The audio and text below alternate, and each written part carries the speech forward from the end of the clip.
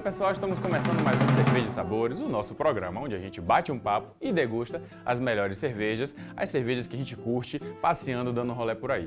Hoje nós vamos bater um papo com Leonardo Brandão, esse brother, sócio e cervejeiro da cervejaria Marrenta. Léo, muito obrigado por ter aceitado o nosso convite. Eu que agradeço, Marcelo. Vamos tomar uma cerveja aqui hoje, vamos bater um papo sobre o tema, sobre cervejaria, sobre a cerveja artesanal, sobre a sua inserção e participação no mercado da cerveja. Então eu queria que você primeiro te dá novamente as boas-vindas ao nosso programa. Esse é o quê? O terceiro episódio que a gente está indo pro ar. E de início eu queria que você contasse para a galera como é que você entrou, como é que você descobriu esse produto ainda como consumidor, porque a gente tem um público muito introdutório também, em boa parte, querendo aprender. Então eu queria que a gente se arremetesse ao seu momento de descobrir a cerveja artesanal. Como foi isso? O que é que você viveu? O que foi que você descobriu naquela época? Pois bem, ainda por volta de 2009, 2010, não me recordo exatamente, mas eu já estava ensaiando a me aventurar nessas cervejas puro malte, né? Procurar o que a gente tinha no mercado. E meu trabalho também me deu a oportunidade de conhecer alguns países aí fora, principalmente aqui da América do Sul. Então eu comecei a encontrar outros rótulos também, desde cervejas de grandes marcas aí de fora, da América do Sul, da Argentina, Uruguai, Chile, Colômbia.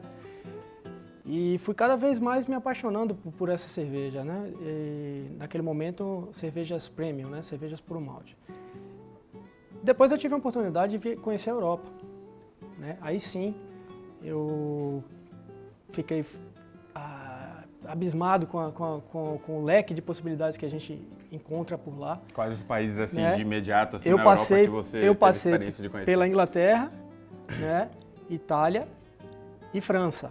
Veja que não são, desses três, não são países de tradições cervejeiras robustas, né? Tirando a Inglaterra. Isso. Mas a verdade é que eu já gostava muito de beber e entre minhas andanças ali para cumprir a agenda de turismo, eu entrava num botequim, num barzinho qualquer que tivesse uma porta aberta e eu entrava para me refrescar com cerveja. E eu percebi várias vezes que eu me deparava de frente a uma cervejeira assim e a impressão que eu tinha, eu repito até hoje, é que parece que só tinha uma cerveja de cada, né? De tanta variedade que tinha. E eu naquele momento eu não sabia o que beber. Eu confesso, eu pegava a cerveja pelo rótulo. Sim, a gente entra e descobre um mundo inteiro na nossa frente, um mundo novo. E aí você tá mergulhando. Foi por isso que eu te fiz essa pergunta, voltando ao momento em que você descobriu, porque muitos dos nossos espectadores estão nesse momento também de curiosidade, precisando descobrir. Exato, eu pegava, não sabia o que viria pela frente e cada copo, cada cerveja, cada garrafa era uma surpresa. Confesso também que eu torci um pouco o nariz no início, né, para alguns estilos, mas depois a gente vai se adaptando. Durante a própria viagem, aquela cerveja que eu torci o nariz lá no início da viagem, eu já estava gostando. Seu paladar já ia se transformando. Exato. E acompanhando aquela proposta nova. Isso aqui é diferente, né? Isso aqui realmente a gente tem que abrir a cabeça para estar aberto mesmo a novas sensações gustativas e sensoriais. E de lá para cá eu não parei mais, né? Voltei para cá, uma ligeira decepção de não encontrar o que a gente via lá fora. Ou até minimamente aquela variedade, Exato. Aquela pluralidade, né? Comecei a buscar alguns clubes de cerveja, que foi a minha porta inicial aqui, assinaturas, né? E recebi aquelas garrafinhas por mês e fui conhecendo cerveja como bebedor. Você acha que essa é a realidade do nosso público buscando cervejas novas? O paladar ele vai sofrer um determinado impacto ou dependendo do estilo ou aquela rampa de degustação, ele pode seguir algumas dicas que você possa dar para poder conhecer mais as cervejas? Na verdade nosso país é bem jovem, né? Então jovem em qualquer assunto e cerveja é um deles. E nós brasileiros passamos muito tempo bebendo cervejas leves, né?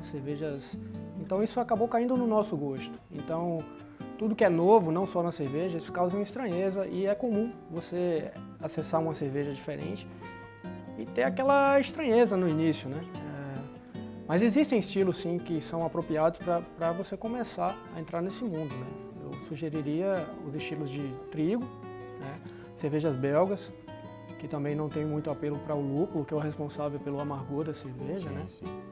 O amargor seria um estágio mais avançado, né? Alguns têm aquela afinidade com o amargor, mas a verdade é que a história de comercial de cerveja colocou o amargor como uma coisa ruim, né, para cerveja. Então no Brasil a gente tem aquela coisa, amargor não presta.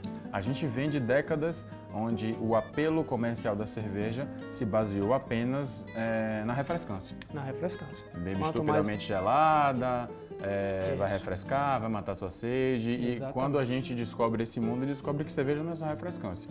É sabor, é aroma, é corpo, a espuma faz parte do jogo de sabores da cerveja, não é aquela coisa que a gente tem que pedir sem colarinho, por favor, que eu não gosto e tal. Então a gente descobre um mundo sensorial. Exato. E não um mundo monossensorial. E é isso, a cerveja artesanal, na sua essência, é oferecer muito mais do que a sua refrescância, né? E quando você junta isso com gastronomia, com harmonizações que casam fantasticamente com cerveja, aí sim o leque é bem maior, então... Você atuando já profissionalmente no meio, você acha que a gente precisa... Porque, na verdade, é o seguinte, a gente pode propor para um consumidor novo cervejas artesanais, mais encorpadas ou com características mais elaboradas. Nesse momento, vale o momento do paladar daquele consumidor, ok, mas também vale o momento do paladar daquele consumidor associado à vontade dele de experimentar algo novo.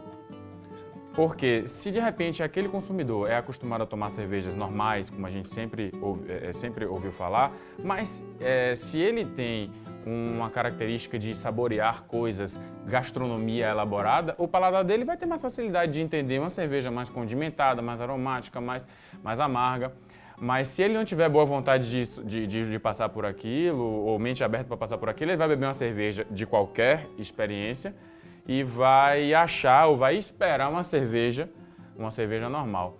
Então isso é um jogo, né? Não só o momento do paladar daquele consumidor, como a predisposição em provar algo novo. A gente vai falar um pouco mais da Marrenta, entrar agora no âmbito da sua fábrica, dos seus estilos.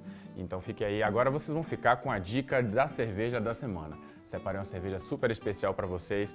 A forma de degustar é completamente diferente. Fique ligado. Hoje eu vou mostrar para vocês as cervejas gasificadas com nitrogênio. Essa é uma Nitro Juice IPA.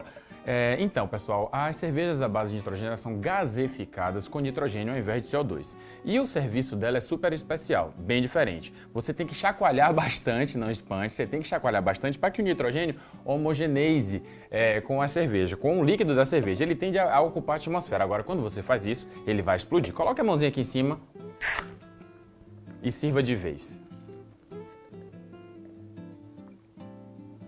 Quando você faz isso com a cerveja de nitrogênio, ela promove um efeito cascata.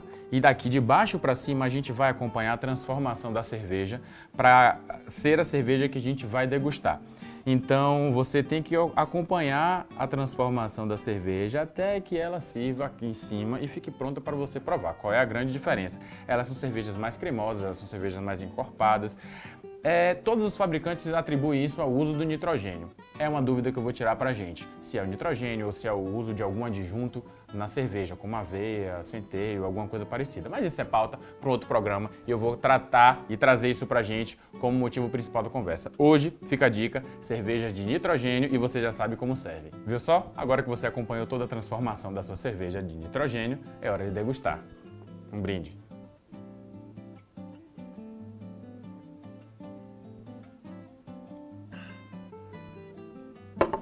Se ligou na cerveja de nitrogênio? Super curioso o seu modo de consumo, né? Mas então vamos voltar aqui para o papo. Léo, a gente encerrou o segundo bloco falando já do ambiente fábrica da cervejaria Marrenta.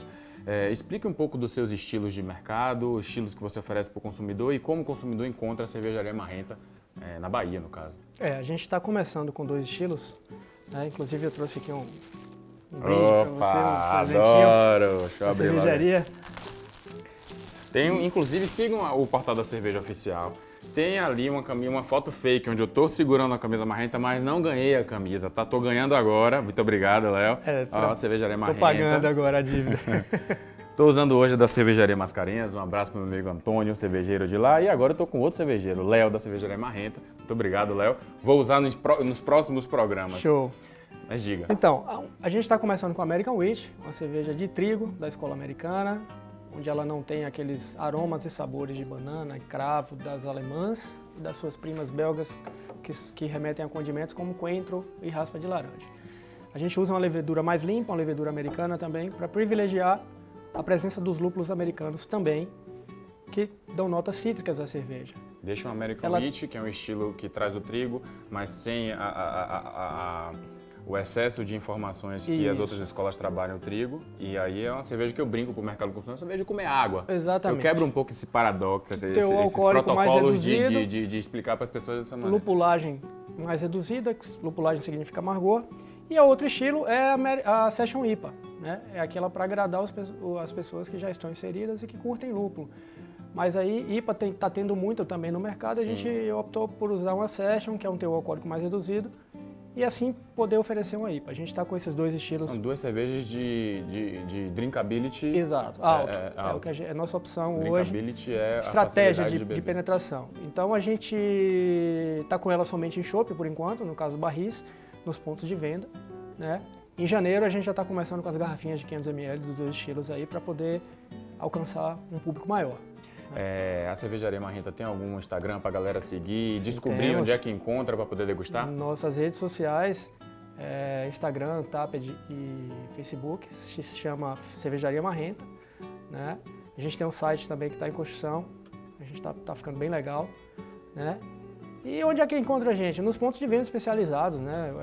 Casas como Bahia Malte, o Groove Bar, Choperia Salvador, BBH. Então a gente está começando a entrar no mercado aí bem devagarinho e também abrindo outros pontos aí, como eu disse, fomentando a cultura aí em pontos que não são costumados, né, de oferecer cerveja artesanal. Pessoal, prove a cerveja, porque Leonardo é conhecido aqui no nosso meio da cerveja como um cara super preocupado com o processo. Cerveja, processo, cuidado com o processo, reveste em qualidade. Prove a Cervejaria Marrenta, vale muito a pena. Dificilmente ele erra a mão no sabor que ele propõe para você. Então eu trouxe esse convidado aqui para a gente bater esse papo e você ter essa experiência e você poder aprender um pouco mais de cerveja. Muito obrigado. Voltamos no próximo domingo ou na próxima semana, ou nas suas redes sociais ou na rede CNT e a gente se fala. Até mais.